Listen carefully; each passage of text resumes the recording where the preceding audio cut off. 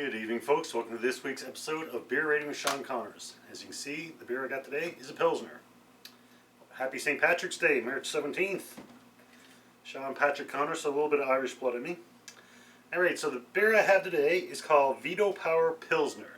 So it's a Pilsner, so it's a lager. And a lot of the mass-produced beers that we know in North America, you know, our Coors, Labatt's, Budweiser, most of those are Pilsner. So that's the style of beer. As I said, that makes it a lager. I've said it many times over, you know, there's beers are broken down to either lagers and ales. And generally speaking, lagers are known, you know, as clean, crisp, refreshing, whereby ales are more complex, they say. They're more complex aroma, more complex flavor. So that's the big difference. An interesting note, I always figured that ales being more complex aroma, complex taste, complex flavor, I assumed the ales would be harder to produce, harder to brew. And I had somebody on a Facebook forum I was talking about, and they actually made a statement. They said the lagers were actually harder to brew than ales. And the reason being, which kind of makes sense, is that with lagers, there's not a lot of leeway. You either got it right or you got it wrong. Whereby ales, you can kind of tweak it. You can add a little bit of this, maybe a little bit more flavor of that, or maybe a little bit less flavor type of thing. Where with lagers, there's a pretty narrow window to get it right. I don't know how true that is. I'm not a brewer myself, so if anybody does know the difference, by all means, let us know. Alright, so it's Boomstick Brewing Company, and that's out of Corner Brook, Newfoundland, which I'm in Newfoundland, and Corner Brook is on the west coast. I'm on the east coast. I don't know a lot about the brewery itself, other than it's in Corner Brook. I did a quick Google search, couldn't get a lot of information. I have done one of their other beers, and that was probably a month or two ago, and that was the Bologna IPA. Yes, I said Bologna, or Bologna, depending on where you're from. And it was actually a beer brewed with Bologna. It was an IPA, and IPAs are not my favorite. It wasn't bad. It was a lot better than I expected, but I'm not a big IPA fan, so. And this one, what does it say? It says, we went back to the old drawing board more than once to get this crowd-pleasing Pilsner just right. From crisp first sip through its dry and slightly bitter finish, there's a lot to love about this lightly malted lager. And with a spicy, earthy, herbal sauce aftertaste, how can you say no to just one? Or sorry, how can you say no to another one? Only bought one, so it shouldn't be a problem.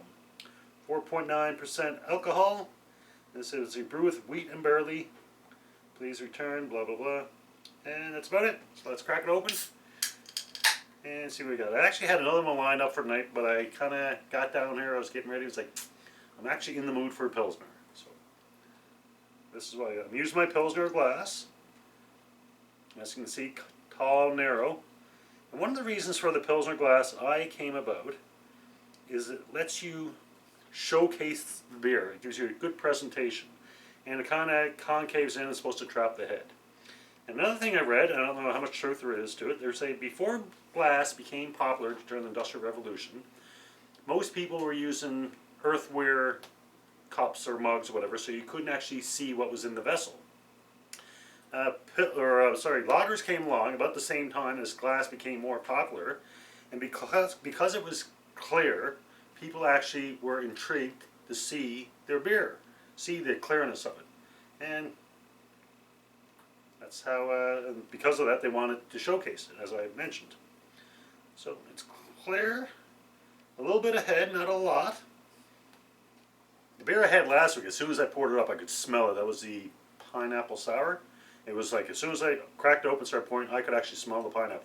I'm not getting anything from this yet. No, I actually am obviously quite a distance away, but just saying last week, it was pretty dominant. Now this has a nice, your typical lager aroma.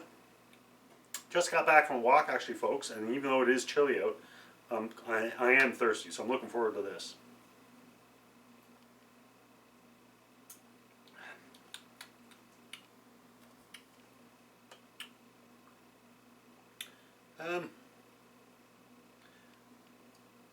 Enjoyable.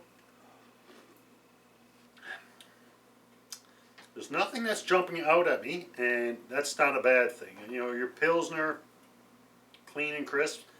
You don't want anything like really strong flavor, or I don't.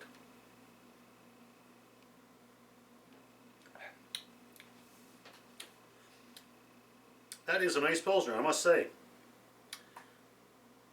It's refreshing. It's thirst quenching, which a lager should be, in my opinion.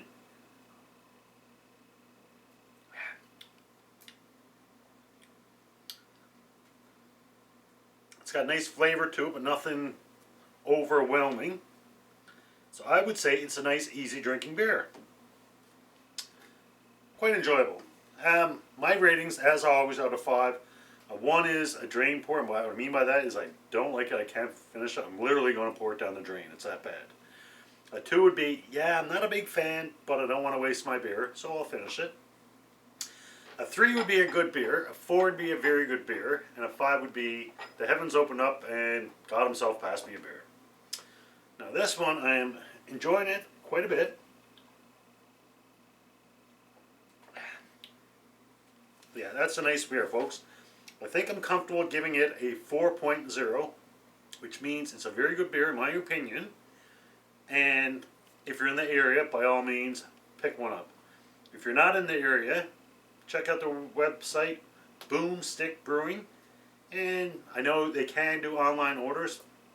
I don't know if that's only within Canada or North America or worldwide, but hey, give it a try. I think this is definitely one you want to check out, the Boomstick Veto Power Pilsner. So there you go, folks, 4.0. Hopefully you can join me next week. We'll stick our hand in the fridge and see what comes out. Until next brew, as always, enjoy responsibly. Cheers.